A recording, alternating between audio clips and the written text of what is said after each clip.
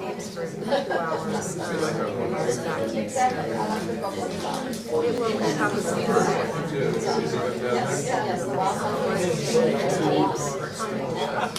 over again until the vote that's happens. So, I mean, once our population is changing by the thousands every day.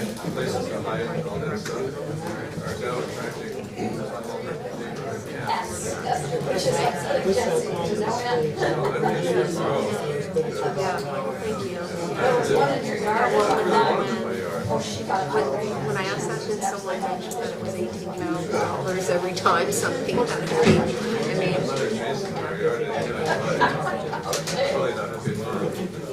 there's a kestrel. I guess there's a kestrel sitting there. See, I thought those were fountains. They're actually kestrels. Yes. He got his lunch. Yes, he was shopping at our feet. Well, you can have all the J's. Yeah, I think so too. All the brackets. I did. I just sat in here. Oh, I just sat in here. I'd gotten. I thought we should have grabbed it because Oh, did you guys do that? no, we didn't. We ran through Safeway. Oh, but okay. That's not very exciting either. I was thinking I was going to be able to transport my son in between the 2 meetings to Basic Hall today, and so I was eating earlier. I got the little tie wraps at Starbucks early on the day. Yeah. In case I had to transport him. And you didn't have to? Well, he didn't go. Oh. And he did want to go. Oh, well then that Yeah. worked out, yeah. I'm just terrorizing the babysitter instead, so, who's not much older than either of them. Do you Only have- 13, so. Do you have trouble finding babysitters? You know, I can ask my friends, and they will gladly do it. I don't like to, ask them. This is one of my friend's daughters, but yes, I can have trouble. But when it comes down to it, I'm usually. That's good. I just feel like I abuse her too much. How much do you have to pay? I don't know. Oh, This is I haven't had a babysitter for. we've got the Boy The Scouts. typical thing they do is you say, well, how much do I owe you? And they say, as much as you're comfortable. And so, Oh, that's hard. and I'll ask her mom, and her mom will say, oh, $5. She'll say something like $5 is, it's just like, My niece used to be Denver, we get $10 an hour. I got 25 cents an hour.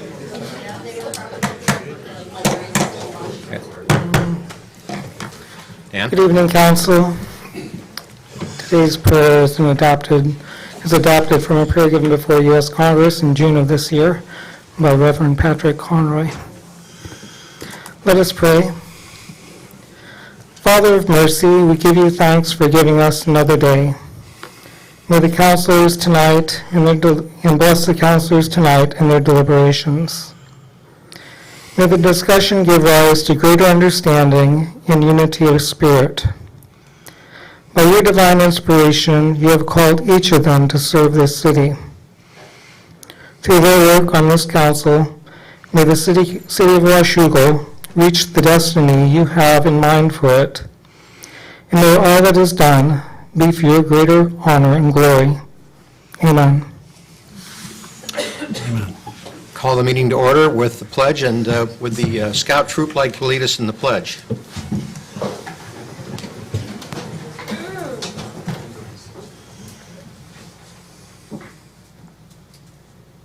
Pledge allegiance to the flag of the United States of America and to the republic for which it stands, one nation, under God, indivisible, with liberty and justice for all. Rose, would you call the roll? Councilmember Wagner. here. Councilmember Greenlee. Here. Councilmember Lindsay. Here. Councilmember McDaniel. Here. Councilmember Shoemaker. Here. Councilmember Corsi. Here. And Mayor Pro Tem Boger. Here. I'd like to introduce Tom Stinchfield of Troop 549. Would you care to say a word, or? Well, we're just happy to be here. We're here we have our meetings up at the LDS Church, and these are all young men that are from 7th, 8th, and he's the only freshman here, but 3 different grades, and just really proud of them for coming out here and participating in this. Happy to be here. Thank you for coming. Yeah. Are there any amendments to the agenda? Seeing none. I have a proclamation which has been pre-signed by the mayor. It's Proclamation Constitution Week, September 17th to 23rd, actually it should be 16.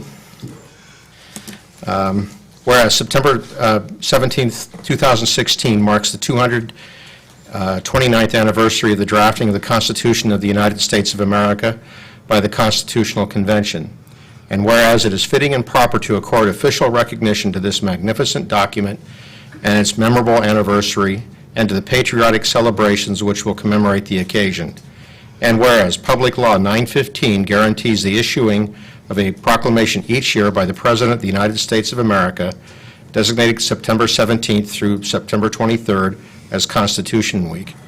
Now, therefore, I, Sean Gard, Mayor of the City of Washougal, Washington, do hereby proclaim the week of September 17th through the 23rd as Constitution Week, and ask our citizens to reaffirm the ideals of the framers of the Constitution had in 1787 by vigilantly protecting the freedoms guaranteed to us through the guardian of our liberties, remembering that lost rights may never be regained. Thank you. Okay, with that, it's our first opportunity for public comments.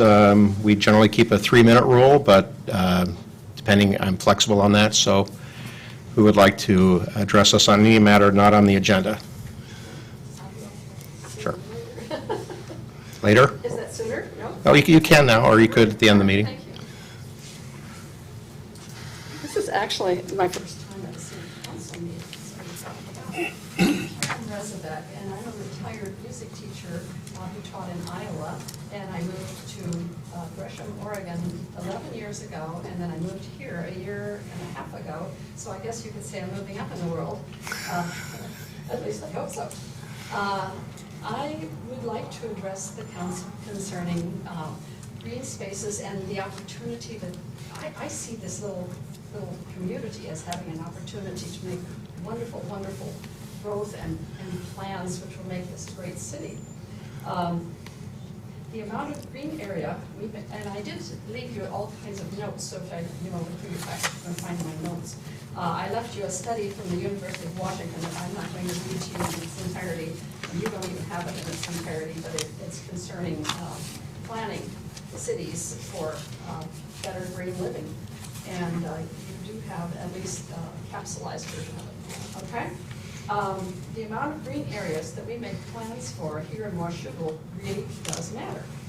A recent study, the one I gave you the synopsis of, a recent study by the University of Washington quantifies the value of such green spaces.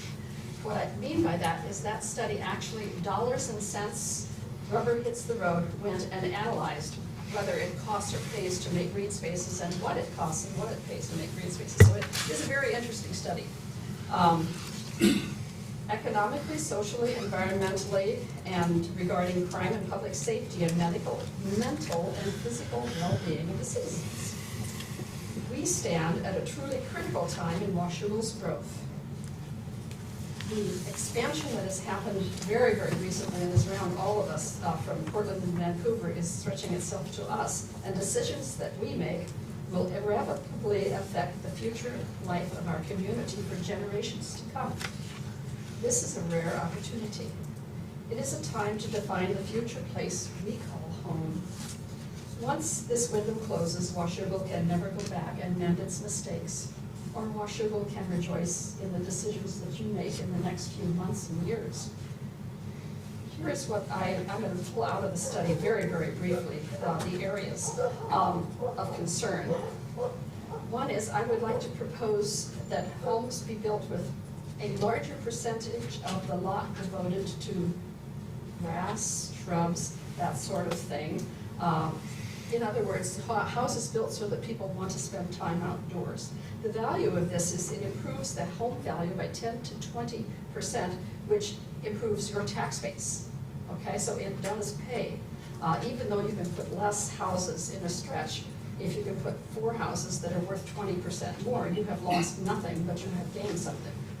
Energy savings for the houses are 5 to 9 degrees, and you can look at the study. All this is backed up by facts. Better groundwater absorption and less runoff into the streets and into other people's yards. It concerns me about firefighting, because as I see these houses being built shoulder to shoulder, I'm wondering if our firefighters are going to be able to get between them in order to fight fires. There are actually, statistically speaking, less house break-ins and therefore fewer police calls. The second area that I would like to bring up is street planting in neighborhoods, front yards that are deep enough to accommodate grass and off-street parking. Statistically, again, drivers slow down in neighborhoods where there are trees planted in the yard. And this slowing down means fewer traffic accidents, ergo less police calls. Walkability, more people around means more eyes in the streets, less crime, and they have studied all this stuff and backed it up with facts. There's less vandalism, there's less graffiti, less police calls for robbery, mischief, and domestic abuse, all because we've thought to plant a little bit of grass and trees in front of those houses. More social contact and more loyalty to the community and the neighborhood itself, and more stitching of Washougal together as a community. The third area of concern for me is the inclusion of parks and green spaces in neighborhood planning. According to the University of Washington study, they recommended that a park or a green space be within a half a mile of every house in the community, and that's a laudable goal. I'm pushing more for every mile to get us started, but if we could have a green space within a mile or walking distance of every house, again, it would raise the value of the houses by 20%, statistically to 35%, and that would raise your tax base, so it's not costing, it's paid. Public health, childhood obesity, of course, is a problem. Children, this interested me. I'm a teacher, and I was very interested in the fact that children are actually better behaved and better learners if they grow up in a house that is surrounded by trees and grass. Ma'am, could you wrap up, or Yeah. we're... Okay. Adults are 33% more likely to maintain their health. Older adults have less mental decline. And overall, more pride, loyalty, and involvement in the community. They're lofty goals, and I hope that you'll spend some time on that study and see that instead of costing, they do pay. Thank you. Thank you. Thank you. I'll point out that there is an initiative that's come from the council to have lower density housing. That's kind of a focus we have. Now, we are constrained by state law to some degree on our stormwater requirements, and it's something we're grappling with, but we are well aware of this issue. I'm glad to hear that. Okay, anyone else care to address the council? Yes, sir.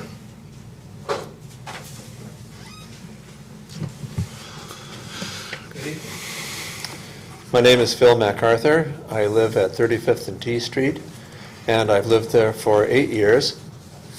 And I work as a software developer from home for a company in Atlanta. I also come to talk with you about open space in the city, and I have 2 documents that I would like to present. The first of these is a petition that was circulated through our neighborhood, and I signed it, and 74 of my neighbors have signed it, and it's very short. I'll read it. It should take me about 45 seconds. At least that's what it did when I timed it. I am a resident of Washougal, Washington, and I am concerned about the ever-dwindling green space in my neighborhood. There is a 7-acre open field just south of U Street and west at the end of S Street, listed as 3 portions of the property zoned for development as 3415 Q Street, not including the portion abutting Q Street that includes houses and grounds. I am petitioning the City of Washougal to create a public green space of 3 parcels from the existing cul-de-sac at the east end of the watershed from the existing cul-de-sac at the east end to the watershed at the west end. This would allow for the city to create a park in the future contiguous with existing green space to the west, which is sorely needed in my neighborhood. Okay, so that's my first item. And the second item is two real estate flyers, one from several years ago and a current one. The one from several years ago has an interesting survey map on it, where the parcels of land that I just referred to are designated as Category 3 wetland. And so, of course, I had to look up what Category 3 wetland is, and I found it in the Western Washington Wetland Rating System, which has a categorization system 1 to 4 concerning habitat, hydrology, and water quality. The first three categories are wetlands that support wildlife, and then Category 4 is basically, I guess you would term it junk. And it is termed in that study as replaceable. But the other three have functional use. The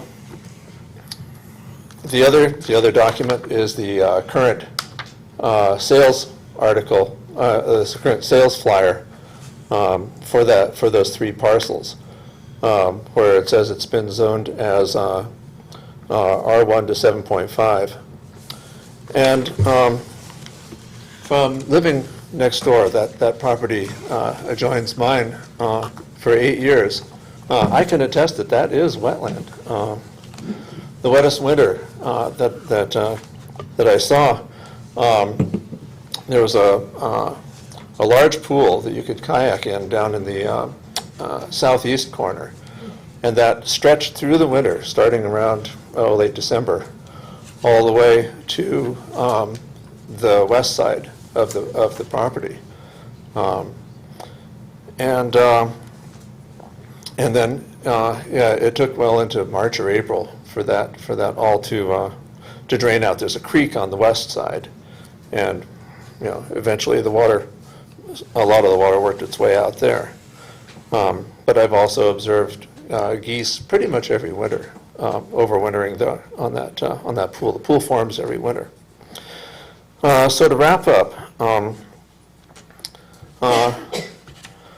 the best thing in my opinion would be just, keep a wetland, but it is valuable real estate, I understand that. And so if it does have to be developed, I would encourage set aside for parkland through there. Thank you, sir. Thank you for your time. Do I give these to Rose?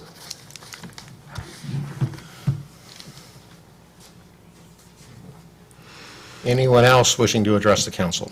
Yes, sir.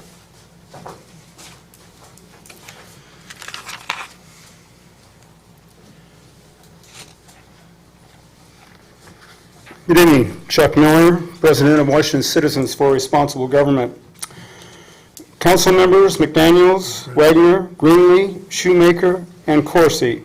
As President of the Washington Citizens for Responsible Government, please allow me to give you a small token and thanks for your vote to protect our community by voting to permanently ban the growth and selling of marijuana in Washougal. Thank you very much.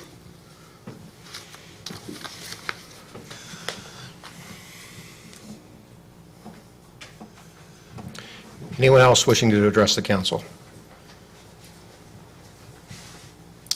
Okay, that won't be your final opportunity. We'll have another opportunity at the end of the meeting. Dave, would you like to address the open space issues that were brought up by the first two speakers? Thank you, Mayor Pro Tem. I did ask Mitch, who's our Community Development Director, to just get some research done on that particular parcel, because all of you had received information. We thought you might have questions. Let me just pull up that information. So the property in question, as was mentioned by the neighbors, is vacant. It is zoned R175. It's not the subject of any development application that we have. However, it looks like it is for sale. And it looks like it's listed for about $1.1 million. I don't know if that's neither here nor there, but that's what the asking price is for that. About Mitch had 9.5 acres is zoned R175. In the information you received, there were a couple of points that were made. One is that the property is a Category 3 wetland, and that it had been, has always been identified as a space for exclusion from development. There isn't a wetland delineation active on that property. There is a small area to the south that is noted as a presence of a wetland, and that would be enough to trigger us requiring a wetland delineation. And so if someone did come in and wanted to develop that property, we would require a wetland delineation, and then that's typically how you find out exactly what's going on there. So we're not sure about what was on that prior information. There are some wetlands on adjacent properties that are in different developments, some recent and contiguous to this one. From what we can see, that Category 3 wetland delineation is historic, and they've kind of changed their numbering sequence, but Category 3 at the time of those developments was an exempt category for, I don't know if I'll get the terminology right, I'm not a wetland expert, but the lowest value wetland, if you would, and so it allowed development without buffers and as long as there was proper mitigation. But Mitch is unaware of any identified wetlands on the subject property, but it'd have to be studied. But there's no doubt that there's a drainage situation there. I mean, you know, acknowledged.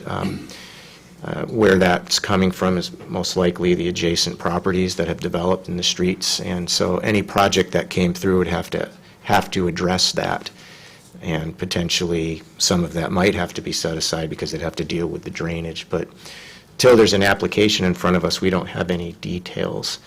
If the council desired to try to set aside the entirety of that property, or even a portion of that property as open space by changing the zoning or otherwise, we would have to acquire the property. And just for reference, it's neither here nor there, but the asking price is $1.1 million for the whole 9.5 acres. So that's the information that we have. I know that's not a lot of information, but it's a vacant piece of our 1.75 property. It's got some drainage issues on it, so it would require wetland delineation, and it's for sale. Yes? If I could try to summarize, the time at which a wetland determination is made is when somebody proposes a development. The city does not go out and designate wetlands kind of free form, correct? Yes, that is most often the case. There are some delineations and some inventory that is out there. Those are usually the higher value ones, and so there are areas that are delineated. They weren't necessarily delineated by us, but they were done on either countywide or a broader regional basis. And so there are some of those that show up in the mapping. But in a case like this where there isn't a specific delineation there, or if there's a reference to maybe potentially the presence of a wetland, it requires a delineation at the time of application. And then secondly, refresh my memory, we just purchased what we call the Schmid property, which is just to the west of 32nd Street, that big vacant piece of ground. How big was that? How many acres? 15, 17? A little over 18 acres. A little over 18 acres. On the river. And the purchase price was? $600,000. Thank you. Oh, and just to be clear, at least half of that property is not just designated wetland, it's floodway. Right. Which means that you can't build in it. Right. Most of the property, the lower part of that property, right? Right. The mayor just signed the documents today, in fact, for that. Right, and so that's a substantial park acquisition. It's riverfront, it's actually floodway, so it stays pretty wild. Thank you. Any other council comments or questions on this? Okay. We'll proceed to the consent agenda. These are all going to be passed on one motion unless someone asks for it to be pulled. I'll read the items on the consent agenda A through E. A, special workshop minutes of August 29th, 2016. B, special council minutes of August 29th, 2016. C, accounts payable 70415-70504, and V 336-V 346, totaling $2,222,735.27. D, payroll claims 9890-9905 and V18624-V18707, totaling $472,635.57. An Agenda Bill 69-16, authorizing the mayor to sign construction contract with Green Construction for Camp Creek emergency culvert repair and bank stabilization. Mr. Mayor Pro Tem, I ask unanimous consent that the consent agenda be approved as read. Without objection, so ordered. Moving on to new business, Agenda Bill 70-16, emergency utility assistance. Thank you, Mayor Pro Tem. Council, before you is requested expenditure of $858.78 for transfer to utility customer accounts under the Emergency Utility Assistance Program. As you know, pursuant to your policy, the Finance Committee reviews all of those requests against the criteria that's been established, and the Finance Committee has reviewed these and is forwarding these for your approval. So the recommended action is to authorize the transfer of funds from the Utility Assistance Program Fund to the customer's utility accounts as approved by the Finance Committee. Mr. Mayor Pro Tem, I move we authorize the transfer of funds from the Utility Assistance Program Fund to the customer's utility accounts as approved by the Finance Committee. Is there a second? Second. Any discussion?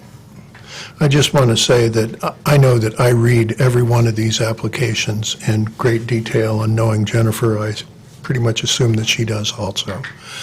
And generally speaking, if we fail to pay these bills, then there are utility shutoffs, which means that people can no longer live there, which either makes them homeless or means that the sanitation situation gets beyond ugly. So this is a public health and safety issue in my mind. Thank you. Yes, sir. Dave? Thank you, Mr. Mayor Pro Tem.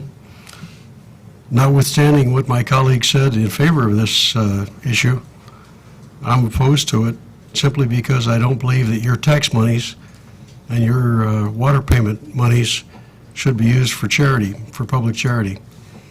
Charity is a private affair in this country, and it should be kept at that level. Right now, you're using public monies for that purpose, and I can't agree with that. I have been on this side of this issue for a long time. Mr. Mayor, I appreciate your not having that on the consent agenda, so I have to pull it off every time. But thank you very much. Yes, Joyce? This is not tax money. It is money that comes from the overdue payments to the utility fund. So it is coming back from the utility consumers. That it's a late payment fee that has accumulated, and it goes back into our utility assistance program. Serves to you. Thank you.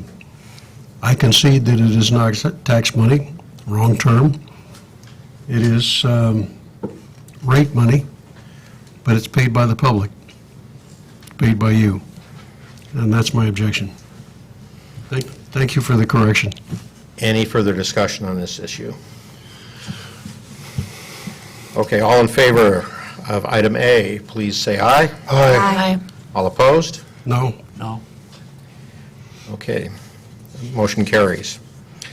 Item B, Agenda Bill 71-16, ordinance amendments to Washougal Municipal Code 0.984 on marijuana and Washougal Municipal Code 9.60.080 alcohol in parks. Who's making the staff presentation on this? Officer or Chief? Good evening, Mayor Pro Tem and Council. Tonight, the agenda bill before you was discussed at a workshop, and I just wanted to address maybe some misconceptions that came out of some of the discussion there when it came to a couple of questions regarding the escalation of fees. In other words, multiple sightings for someone for a park violation would still be the same $50 fee, so it wouldn't escalate like you might see sometimes with, for example, impound fees, where on the second or third offense, the amount will go up. So it'd be the same fee each time. And then, of course, a court cost on top of that. There was also, I think, if my memory is correct, some discussion on would we be able to substitute a criminal infraction instead of the civil infraction. That would be no. So it'd be consistently be a civil infraction. So I'm not sure, just wanted, as we move forward, that everybody's fully aware and that we cleared that up before I went forward.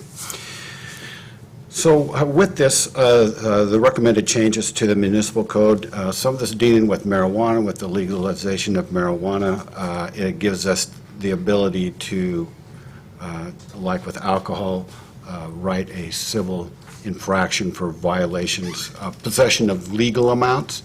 Certainly, if they were above what the law says are legal amounts, then we would address that in a criminal nature. But this is new, so it was kind of time to update the code to reflect that.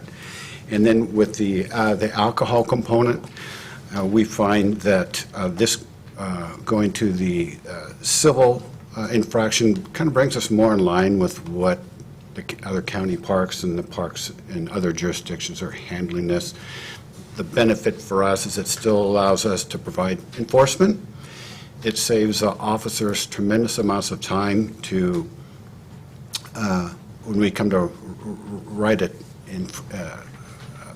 ticket, there's a report that goes along with that, so quite a bit of time that pulls the officer away to do that. Could be up to a couple of hours by the time they're done with it, versus issuing a civil infraction, you're done with it right there. So that was kind of the reason for bringing these ahead tonight. The recommended action would be to read the ordinance by title only and to pass, post, and publish the ordinance in the usual manner. Council? Mr. Yes, Michelle? Are these in line with what Camas and Vancouver use for their policies, ticketing versus misdemeanors? Or, I was just curious, you said it was to align with the state. It's kind of what they're doing for park violations regionally. Okay. And then the marijuana, is that more a result of the ban recently or more as a result of the initiative that occurred and to align it with what's going on with that? When there was nothing in the municipal code dealing with marijuana because it was a criminal offense. Okay. So it was always been, a misdemeanor crime, unless if depending upon the amount, I mean, it could rise to a felony. But so this just makes it up to date with current law. Thank you. Paul? Mr. Mayor Pro Tem, I ask unanimous consent that the city attorney read the ordinance by title only. We have a brand-new city attorney tonight, and he's not familiar with our practice here. I'm looking a little blank here, council, but I think I've seen some other council meetings on the video, so I got an idea of what I'm supposed to be doing here.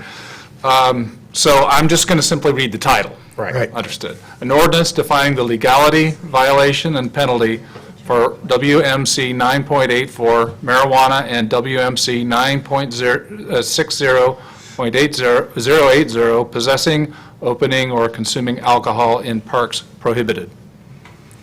Okay. Mr. Mayor, I move that we pass, post, and publish the ordinance in the usual manner. Is there a second? Second. Second. I had one question of the city attorney, and we discussed this earlier. Kind of being in the same business that you are, I am a little concerned about, there's a RCW for code cities, which Washougal is one, that requires each ordinance deal with one subject. And we have one subject here as marijuana generally, and another subject dealing with alcohol in parks. Do you think those are related enough to avoid a multiple subject challenge. Of course, I can't envision that whether there will or won't be a challenge. I think that there is a sufficient nexus between the two code sections that are being revised to the extent that they're both dealing with consumption of intoxicating materials and, in places. The thing that troubles me, I think probably troubles Pro Tem Boger, that we've got two different code sections. And it's entirely, I think the purpose of that single subject rule oftentimes is to make sure that if there's a council member who might vote in favor of one and against the other, that they're not in a position to feel like they don't know how to vote. And that's a laudable policy. In this case, if it was attacked, I think it would survive, quite honestly. It's close enough nexus, it probably would survive. But I got to say, I didn't draft it, and there's one thing that I guess I'm going to ask the council to consider here. The language of 9.84.020, 2A. It says, it is unlawful for anyone 21 years of age or older to possess, and A says, more than 1 ounce and up to 40 grams of marijuana. Is that additive? I don't really understand what the "and" means there. Because 28 grams is an ounce, as I understand. Correct. Yeah. So does that mean 68 grams, or does it mean? So that means you're able to possess up to 1 ounce, and then and then you have the fluid or the liquid consumption. So anything over that then would become potentially a felony. So I think the felony hits at 40 ounces, if I'm not mistaken. So what happens between 28 and 40, I think is what? Well, then that would be a misdemeanor crime. So there's 2 levels. So if you, anything in possession over what's legally allowed by law would be an infraction. I see. So after 40 grams, it escalates into a higher Escalates again. penalty. So if you're in possession of 1.25 ounces, let's say, then that throws you over what you would be, the law says you can have in possession and be legal. So then there would be a misdemeanor. Then it could jump up again if you had a higher amount. Because they suspect you're selling it. I think you understand it. Okay, good. Well, that answered that question, so I guess I won't have any. I think it's well taken, though. Yes, Shoemaker. The Public Safety Committee met on this issue with 2 members absent. One of our members was represented by another council member. Paul, I thank you for being that council member. It was my pleasure. And Mr. Greenlee and I, who very often don't agree on a lot, agreed on this. We should support this ordinance. So the Public Safety Committee thinks you ought to support this ordinance. Now, is there anyone else on the council who would like to address this issue? I am not sure. We don't do open it up for public comment before you adopt an ordinance normally. We do in another city I work for, but okay. All right, so I guess we have a motion on the floor, no further discussion. I'll call for a vote. All in favor Aye. of adopting the ordinance, say aye. Aye. Aye. All opposed? The ayes have it. Okay, moving on. We are done with our action agenda, and we did not complete our discussion and workshop on the Public Works budget matters. Are we prepared to go forward on that, or did we complete it? No, we did not. We got through the high-level front end of it.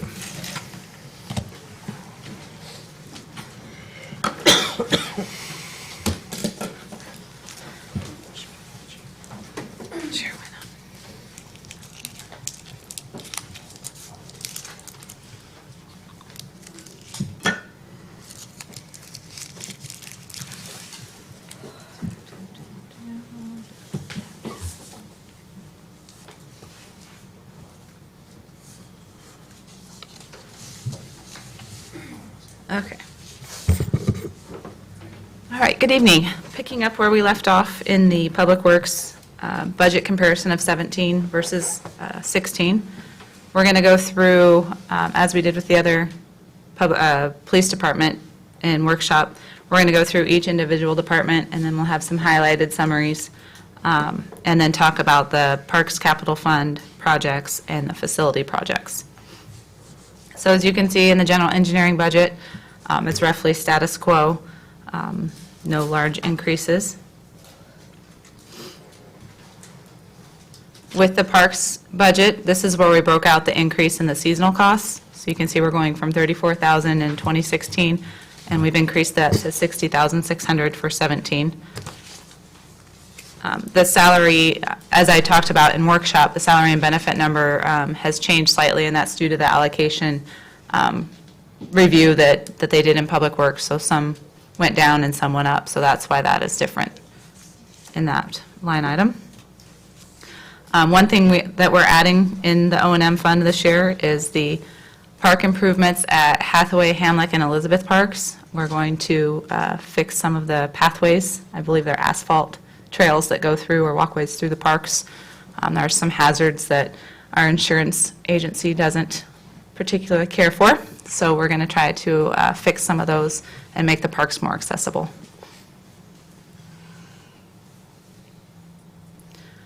The facilities budget also is pretty status quo, keep moving forward with what we're doing, and then any additional projects would be out of the capital project fund.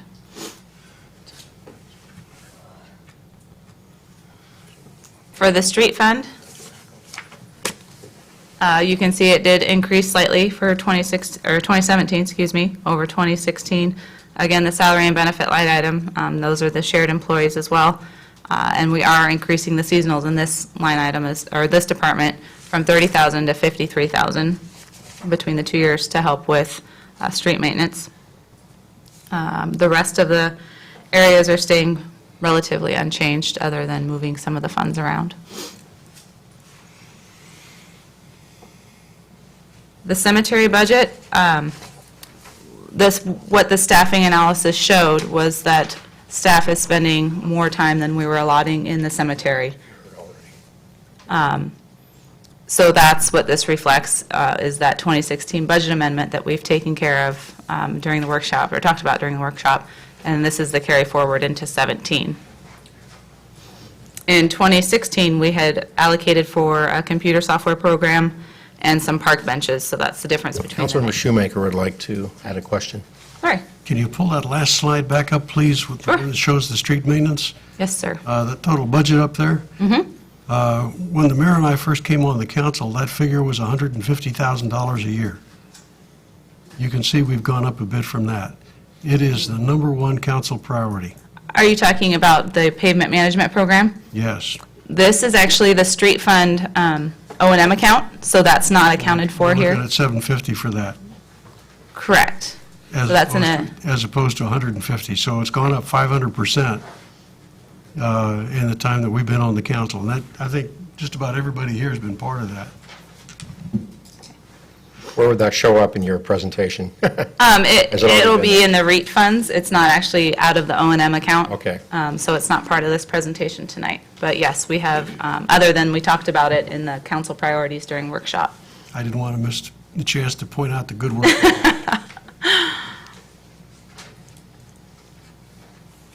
All right, so back to cemetery, again, with the salary and benefits, that's due to the salary analysis, and we have dedicated, I believe, a full FTE to the program, which we haven't done in the past. Moving on to the water sewer, as I mentioned in the workshop, we had issued additional revenue bonds at the end of 2015, which wasn't in time for the 16 budget to capture the new debt payments. So that's the major difference between the 16 and the 17 budget, is the amount of funds for those debt payments in that last line item there. Otherwise, we're tracking, I mean, that is part of the rate study, so it's not an otherwise, but we are following the rate study analysis that we have from FCS, and we're incorporating everything that they have asked us to do, which is backed by our rates. So we're trending along the plan in this area. Okay. For the stormwater budget, again, I mentioned during workshop that the seasonals in this area are also increased, which will help with just the overall maintenance of the city and the storm swales and whatnot in the area. The budget did go down between 16 and 17, and that's due to the capital purchases and debt payments. We had budgeted to purchase, I believe, a loader and shaker, and a couple other things that we did not do in 2016. And then with the debt payment reallocation, we had originally planned on certain projects being funded through the bond proceeds for the stormwater. Other higher priorities in the water sewer funds changed the lineup there, so the debt payments for the stormwater has actually gone down a little bit. But otherwise, we're tracking along those line items as well and working on the new rate analysis for the stormwater fund.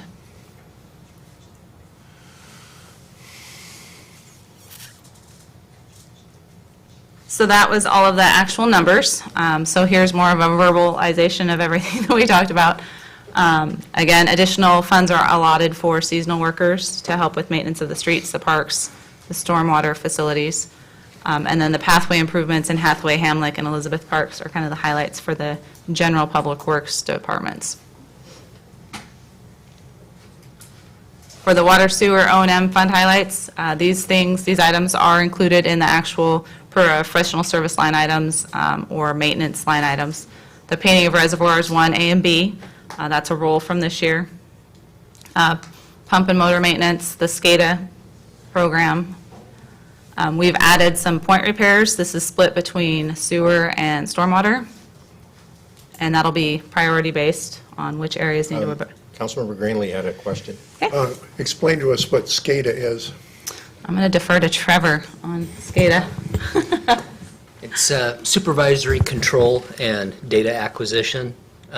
Typically, it's referred to as telemetry. So you're able to call pumps on and off remotely, whether that's at the office, removed from the well field or a booster station, or weekend duty, you can log in and see how the infrastructure is operating and how reservoirs are getting filled, all those different infrastructure items.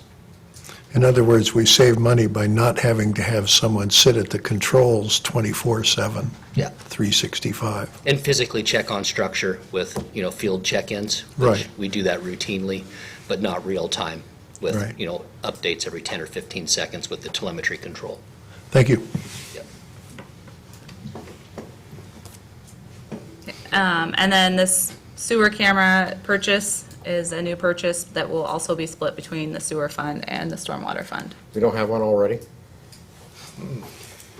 We do have one. It's dated technology. It's a push camera instead of having a skid that's actually on tracks to be able to do mainline inspections. It's not taking the next tier of actually investing in a truck, but it's the next tier up for us to be able to identify exactly what we're dealing with, both in sanitary sewer and stormwater, to be able to video that and then prioritize on what we're going to do for rehab as well as point repairs.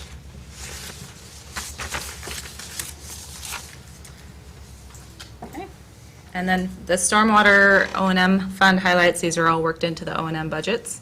I'm not sure what NPDES stands for. I know what. National Pollution Discharge Evaluation System. There you go. Elimination system. Stormwater. But we've worked that contract into a professional services line item, and again, the point repairs and the sewer cameras split out. So that's the end of the O&M presentation for Public Works. I don't know, we answered questions as we went. So we have the Parks Capital Fund presentation for you now. The Heartwood Playground equipment purchase, we had budgeted for in 2016, and we're actually having to roll part of that purchase. So we're rolling $100,000 with $79,000 worth of grant funding. Will be reimbursed once we purchase the equipment. I know Suzanne has purchased several of the items already, but there's more to be done at the Heartwood Park. The waterfront trail, in 2016, we had funded I guess it was 15-16, 30% design. And so this portion here is the full design, including permits, requires an additional $110,000. And then for the waterfront trail construction phase, we have it budgeted at 1.5. We're applying for additional grant fundings. We went through the RCO process. We're looking at other areas as well, other granting sources. And it's also TIF eligible. So as in 16, we kind of budgeted this project numerous times so that we would be able to fund it depending on how the grant funding turned out and what sources we needed to use. So we anticipate doing that the same way for 17, utilizing available PIF or TIF, park impact fees or transportation impact fees to offset if we don't get grant funding.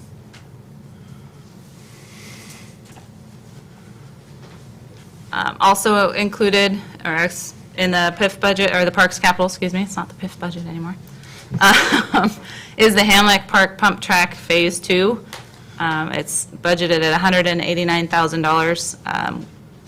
We're applying for grant funding, and I believe we've already secured some grant funding / donations through the Parks Foundation for this project. So how much will be out of pocket isn't entirely known at this point, but a significant portion will be donations and/or grant funding. As we mentioned in workshop tonight, we are going to budget $40,000 for the Schmid Enhancements design to get a proposal for that field, as the old one is outdated, to see what it'll cost to make those improvements. And then with the remaining amount of funding available, I'm not sure I have a range currently because it depends on a couple moving parts at this point, but we would earmark the rest of the available fund balance for park acquisitions or development opportunities that we could bring forward to you at a later date.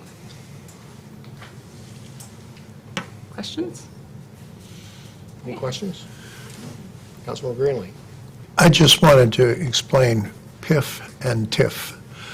Park impact fees, transportation impact fees. When a developer builds a house or adds a business, houses require park impact fees. It's just a fee that they pay in order to put a house on the ground. And a transportation impact fee is similar. It's a fixed amount for a single-family home, but for a business, it depends on how many additional trips per day it's expected that business will generate. It's a bit more complicated than that, but roughly speaking, that's what those funds are. Transportation impact fees and park impact fees, and they're paid by developers. Okay, proceed. All right. And then the other capital fund that we're going to discuss tonight is the Facilities Capital Fund. We are going to allocate $50,000. This is a new project for security improvements. Obviously, that's not going to pay for every security improvement that may be necessary, but it's to start making those necessary improvements where possible, and they will be ranked, and then we'll be able to do some of those. I think the key cards to get into the building was kind of one of the top priorities for security purposes, was the one thing that I remember reading about. So that will be allocated. The Public Works Admin House down off of Main across from Angelo Park, the roof needs to be redone, and some facility improvements are necessary for about $20,000. There's a re-roofing of a booster station that we're going to, that's also at that location, that we're going to package into that as well, but it'll be funded with utility dollars. And then my very, very preliminary, to be tightened number on where I think we're going to end for 17 after factoring everything that we have presented to you, is I believe we'll have a surplus of roughly $150,000. Again, it'll be fine-tuned over the next few weeks, and then when I come forward for the high-level revenue and expenditures on the 26th, it should be further refined. But our proposal for that additional funding would be to put it into this facility fund for future facility needs. We're still wrapping up the analysis with the facility plan that we hired a firm to do. So based on that outcome, we thought we would put the money here to ensure that we can address some of those facility issues in the future. Councilmember Shoemaker. Thank you, Mr. Mayor Pro Tem. I like the way you think about putting money aside for future facilities needs. Great, thank you. Thank you. All right, and that's what we have. So the remaining capital funds, we're going to discuss on the 26th at workshop. And that's the water, sewer, stormwater projects, and then the transportation projects. Okay, any Thank you. council comments generally on the Public Works budget? Yes, Councilmember Greenlee. I just wanted to explain another thing. Stormwater is a concept that is maybe elusive.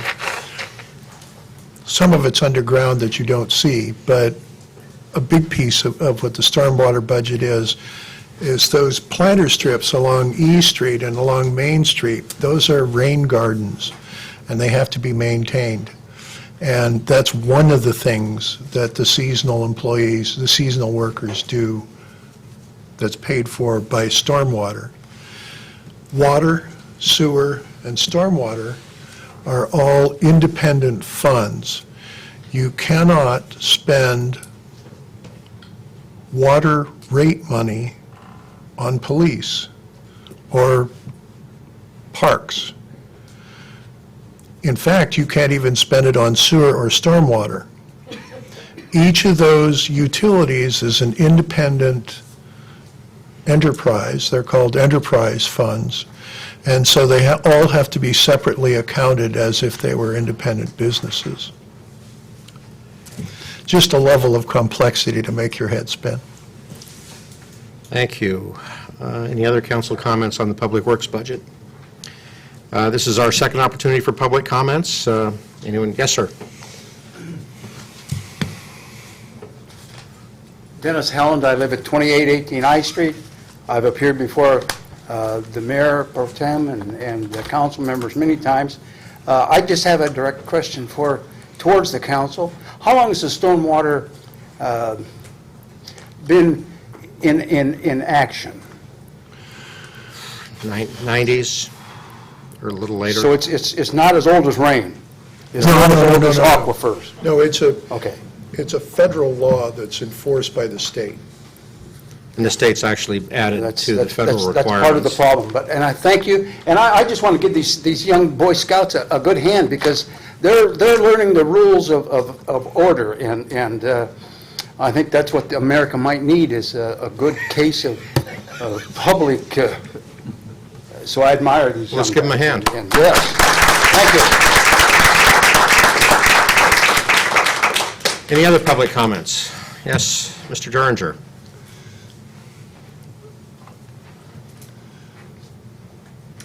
Good evening, Council. My name is Dan Derringer, 931 15th Street in Washougal. So I thank you very much for last Council's vote of the prohibition of the production, processing, and sales of marijuana in the city. After going through the process of studying the issue and having to make presentations, I believe that it's going to stay a Schedule I drug. Reading the Rocky Mountain studies and the Drug Enforcement Agency, hearing the consequences, the health consequences, the addictions, the accidents, the hospitalizations, the ability for the drug to be taken by people not intended to be having it, like children. There's lots of consequences to the drug. I think it's going to stay a Schedule I drug. So we're good in prohibiting it, even though the state's sort of crazy right now on whether we should or not. But I'm here tonight to ask you to go back to what I asked you 2 years ago, before really the prohibition issue came up, was the regulation of marijuana businesses in the city. I don't believe there was ever any action on it. Camas regulated the businesses, and I was part of that process, so I heard about it, but I don't think anything happened here. And so now I'm seeing there's a little bit of, commercialization going on over in Camas. They have a vape sign there for a vape lounge over on the border here between Camas and Washougal. But that's where Camas, put the shops. And I'm not quite sure really what all is allowed. But Washougal hasn't done anything that I'm aware of as far as regulating the businesses. And I don't even know if, we can end up with billboards here like they have over in Vancouver for marijuana. It's the commercialization of marijuana that's the problem. In the Rocky Mountain study, they address this issue that is just the acceptance in society that this is okay to do. And I think you heard from the public last 2 times here that there's a pretty strong segment of the public that does not want that here. I can say that myself, I have worked with kids for 19 years over at Camas schools, and I'm here because of that, because that's what I spend my life doing. And I think I'm a pretty good stand-in for a lot of the parents around here too, that they don't want this type of influence on their kids in the town. So I'm back here again to ask somebody on the council to move this forward, to actually implement some regulations on signage, business locations for the paraphernalia shops. And even over in Camas, if it's not the main part of your business, you can actually be selling the paraphernalia anywhere. All the, the little small marts. And, but they have regulations on that, and I don't know that I think Mr. Greenlee mentioned something about some regulations that we do have, but in the past, and I'm glad for that, and I don't quite remember what they were. But I'm here to ask again that be looked at, and I don't think that there's much in place, so I would appreciate some action on that, and thank you. Thank you. Mr. Shoemaker. 2 points. First, I'd like to thank Dan Duringer for his leadership on this issue.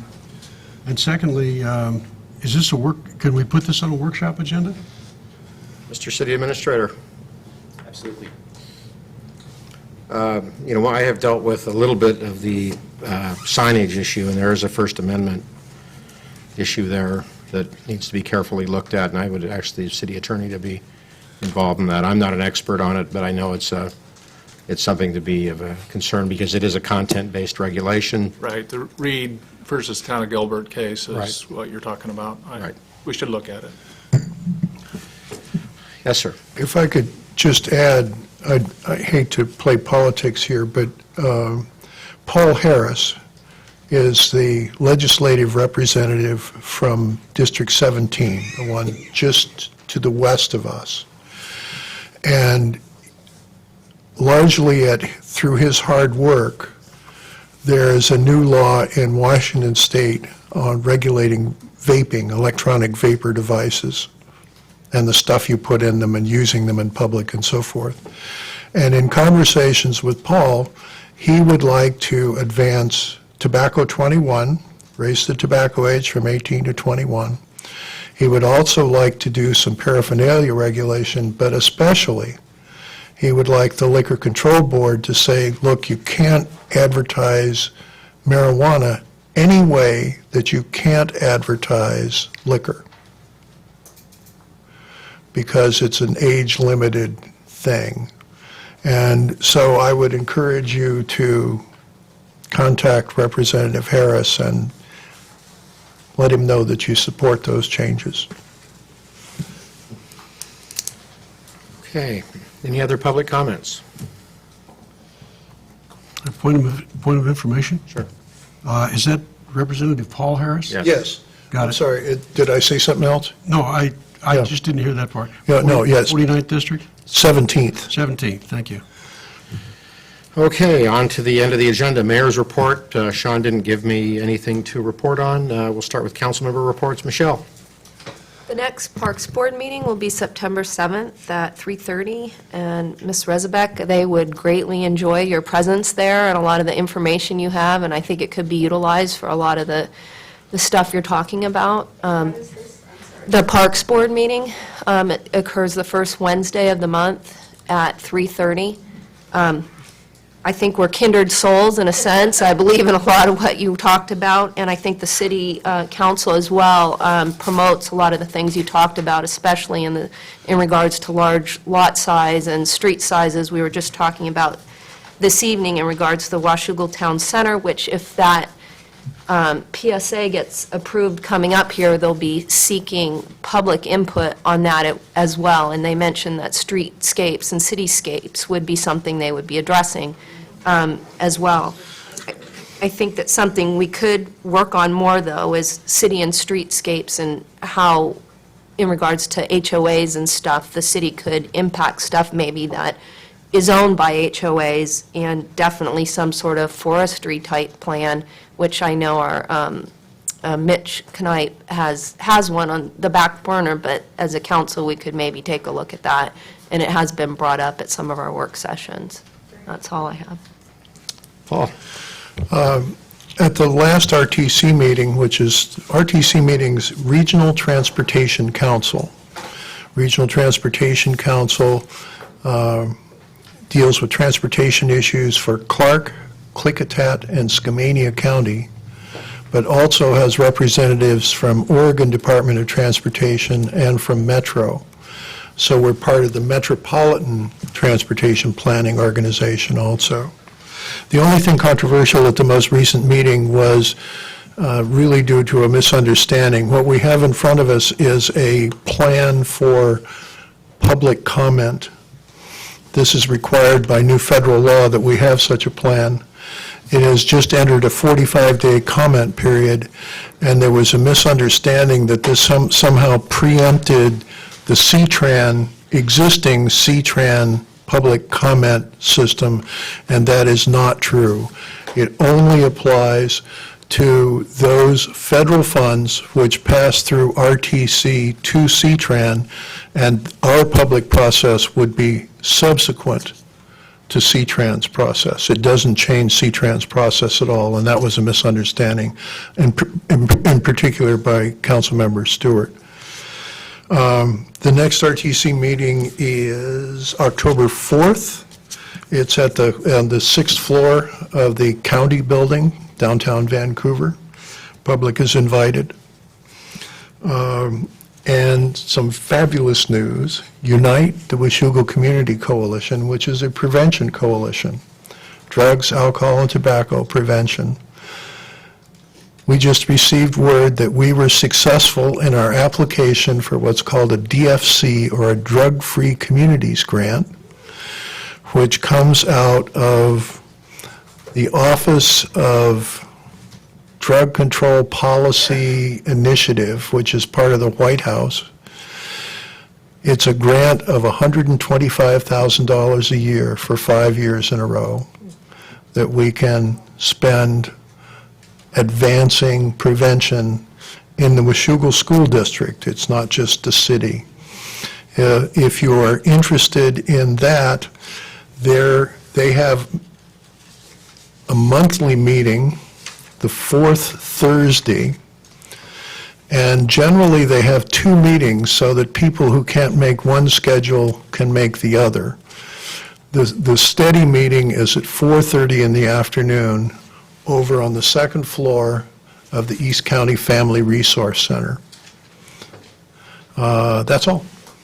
Joyce? A reminder to the council, this Thursday is our budget ad hoc meeting, 4:30 here in council chambers. If you'd RSVP, so I know whether you're going to attend or not, I'd appreciate it. Thursday, 4:30? Mm-hmm. Okay. Normally, I go first, but since I'm sitting in the mayor's chair, I'll just go in order of the council. I have 2 meetings next week, Downtown Washougal Association on Wednesday, and Kamloops Washougal Economic Development Association on Thursday. So that'll be my city contribution next week. Jennifer? Yes. There won't be a chamber board meeting this week due to some scheduling conflicts. However, there is a luncheon this coming Thursday, chamber luncheon, and economist Scott Bailey will be speaking, so that should be really interesting. I'm looking forward to getting some good news, hopefully. And see, Girls' Night Out in Camas is coming up on the 22nd, and that benefits breast cancer awareness, and it's a great, fun event that they hold in downtown Camas every year. I love attending that, so looking forward to that. Boys come? Boys can come too. Let's see. Oh, Waterfront Park grand opening on the 23rd. That's Friday at 2 o'clock. They'll have the grand opening for our beautiful waterfront park down at the marina. So please do come if you can. Thanks. Dave? The Public Safety Council, our committee, usually meets every other month, but for the last 3 months, we've met every month to deal with a variety of legislative issues that were being brought before the council. I put out an agenda call this afternoon. I've had a rousing lack of interest from the staff. I didn't get your count. Okay. When is the meeting? It would be next Monday, the third Monday. The question is, do we need one? I will be there if you have it. Okay. It sounded like not, according to the emails. Yeah, so far, we've gotten no agenda items. So we can socialize elsewhere, I guess. Okay. There will be no Public Safety Committee meeting this month. Our next one will be in October, the third Monday in October. Dan? The only thing I've got is, I went to the Port of Kamas-Washougal meeting last Tuesday, and they had a presentation put on by David Hansen, who's, they've kind of got to address the waterfront portion, the ports portion of the waterfront area that's going on over there. His ideas are a little bit different than what was presented the previous week before by Killian and Associates, who have the large commercial property across over there. So I believe they're going to be forming an executive committee to try to conjoin ideas and get a general vision of what they want to happen there. But deliberations continue there. I'd be interested in talking to you about that. Any other business to come before us? Seeing none, the meeting's adjourned. That's 125,000 every single year or total? 125 every